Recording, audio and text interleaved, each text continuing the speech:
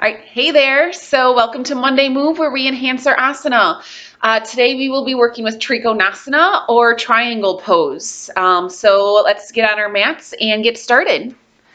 For triangle pose, again, very similar alignment to warrior two and side angle with the legs where we're kind of trying to stay in one plane and we're side bending and hinging from side to side.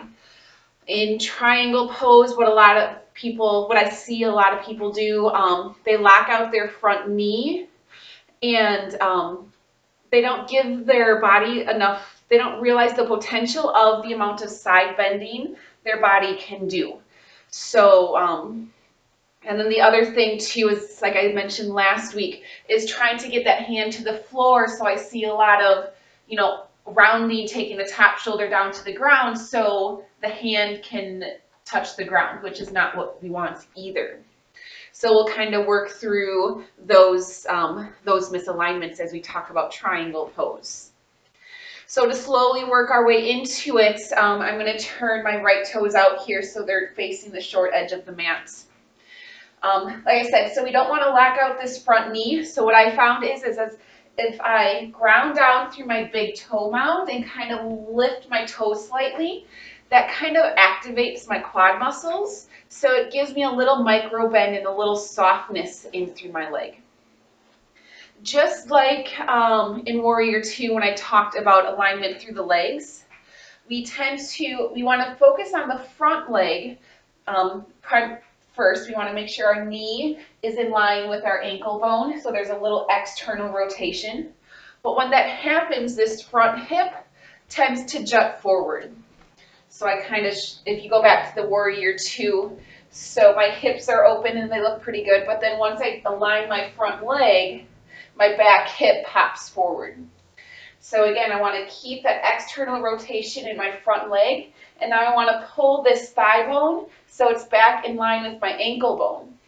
But I'm kind of tipping forward now, so again, I need to use my glute muscles to shift my pelvis up, to open up this little space here in my hip joints, in my hip flexors, and now my bottom half is in alignment.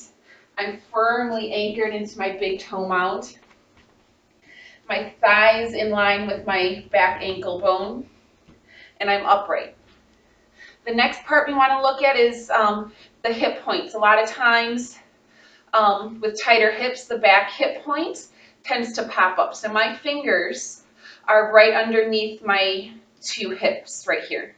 So I need to level out the hip points by lifting the front one and lowering the back one. You'll feel a deeper stretch in through here first.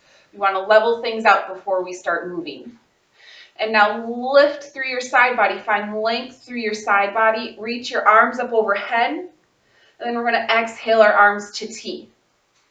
We're going to look over our fingertips. And this is where I tend to say stretch as far forward as you can. But it's really a hinging over your front leg that we're looking for. So the back hip is going to come out slightly as we tuck our right hip underneath. Keep that external rotation in the thigh. Reach forward. Feel that stretch through the side body. One thing I find too is that people will round into their rib cage, again, to get the hand lower. Think equal space through the side body. So don't round through the rib cage that's closest to your thigh. Keep length there. Think of a side crunch on your top ribs. And then wherever your hand is at, place it on the shin.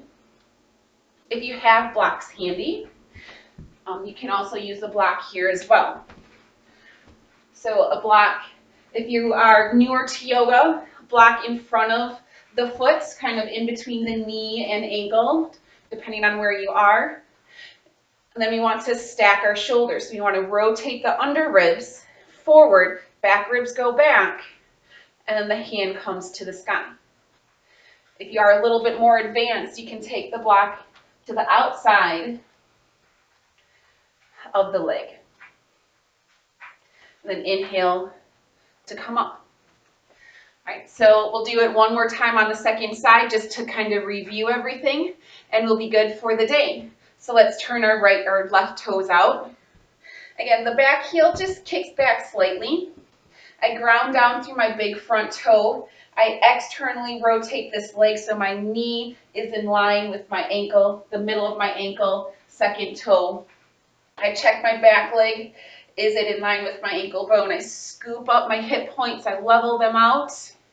Reach up to find length in that side body. Then exhale the arms to T.